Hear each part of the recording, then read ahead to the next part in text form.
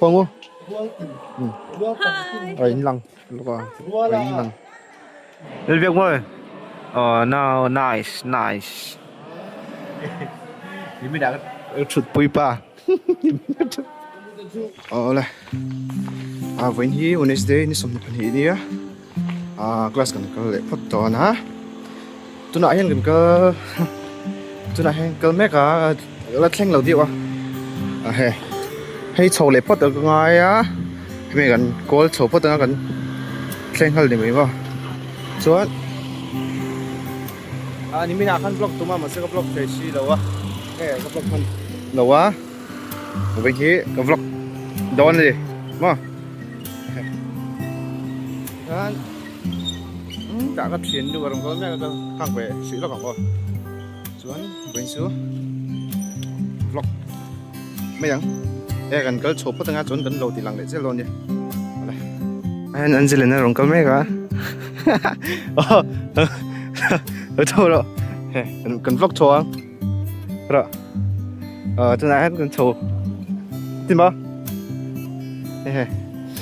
cần chụp mấy ngá rồi hi hay có cho phát lẩu rồi xí sủi điệu đấy cả nè ní liệp canh box xí đó mà hay là canh trái pa nấu cháo bát mè khơi ní liệp không ngon hay ní rồi xuống nó sắp tục chung à gần nút tổ hay chân chuan rồi sủi điệu cái tụi nào chân sủi phát tọt lẩu thế hay gas hay mi room one anh gas con này đó na first period kan này á chú con phải lập hết đi cần nút phát ngã tại anh class con này đó cái này phát đòn vâng qua lại chân về nha qua lại chân về trap à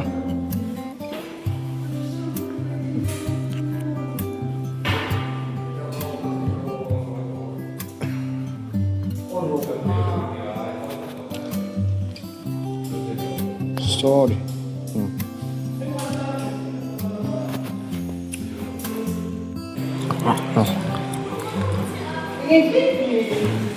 anh lâu sáng về chơi việc mới tìm mỏ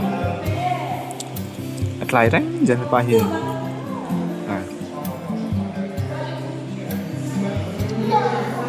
sáng về sẽ chuẩn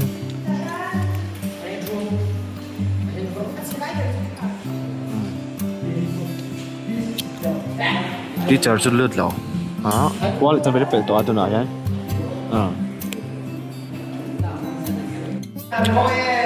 tôi nói hiện first period chúng là dấu chị á chuẩn skin period cái này nè đó này đi mà zone cái này sắp period mình sẽ mà chuẩn mình thấy mình sẽ đi game kill mấy cả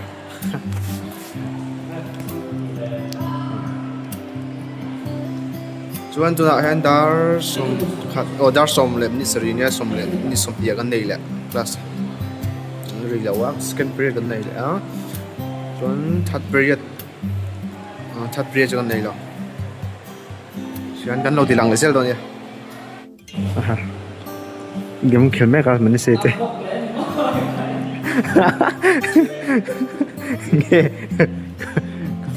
vlog mấy rồi ca se le na yan rùa sur mấy cả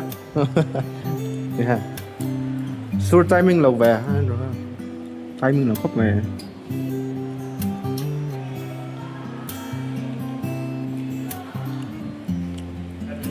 winter period li cái này á nấu thì lặng lẽ cho rằng pon nằm ạ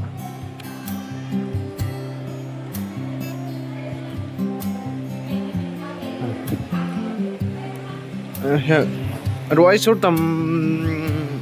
rồi này tầm thế mà hay rồi số tầm điệu thế cả yeah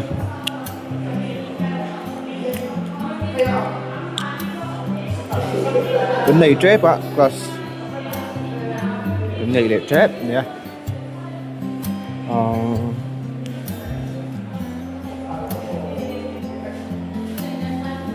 rồi mồi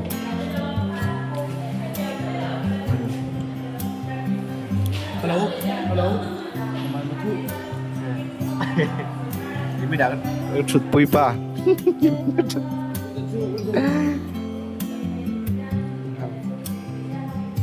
เลิศเด่นมวย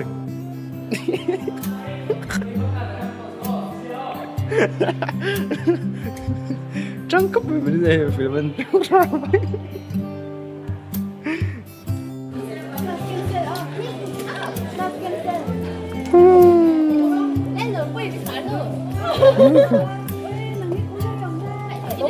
看大宝，我们真的是。 Vlog hadi sirong kalbe mo. Ito na ayan last period second na ito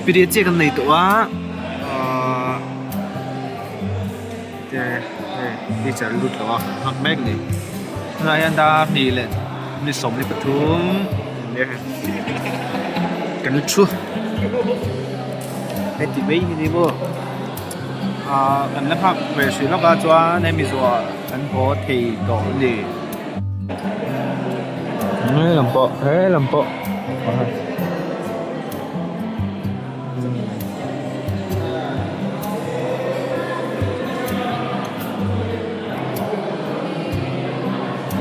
cần chút khát sắc nghe ta môi à lên việc rồi no nice đây mình chọc mẹ mua rồi sleep này hiện cần hỗ trợ đó class class cần là đón đầu như thế học phát mình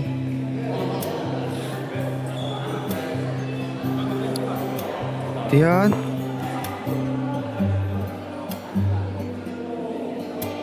Hồ diện rơ ruộng tổng mở ở căn hộ nha đang hoang vô thủ một hàng to ACC căn này tụi là VAC last cái tụi là nịnh nó trên tụi cái hoang vô cặp lộc bán vô cặp lộc bán vô không vô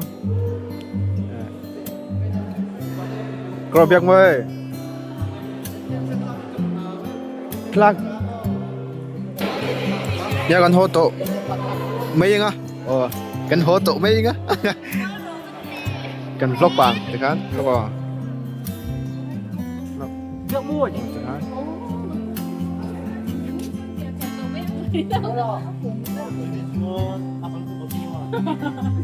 không vô in lặng xiang rap này ha dan dar thumr log team fact name mía hỏi về lúc mày hay gặp lúc bạn nhiều team fact ha in lặng phía rap này ha chỉ cần tân hồ mẹ cả là sân này được rồi cho nên mình đã ăn blog hay gì đó cho nên mình blog chĩa với những sọt điểm thì cái thô tuần cần hồ hở đó nó